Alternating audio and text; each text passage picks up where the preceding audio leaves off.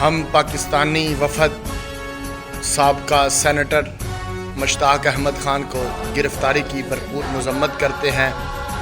اور ہم اس کی جرأت اور بہادری کو سلام عقیدت پیش کرتے ہیں، اس کی عظمت کو سلام پیش کرتے ہیں اور اپنے حکمرانوں سے اس کی رہائی کا مطالبہ کرتے ہیں۔ اور ہم سپہ سالار جنرل آصف منیر صاحب سے بھی عرض کرتے ہیں کہ آپ ان کی رہائی کا اعلیٰ سے اعلیٰ اقدامات کریں، اور وہ پورے پاکستان کی نمائندگی کر رہے تھے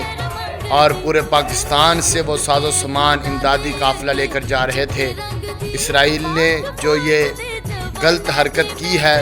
اس کا بھرپور طریقے سے جواب دیا جائے، اور ہم پھر سلام عقیدت پیش کرتے ہیں، جرأت اور بہادری عظمت کو سلام پیش کرتے ہیں سابقہ سینیٹر مشتاق احمد خان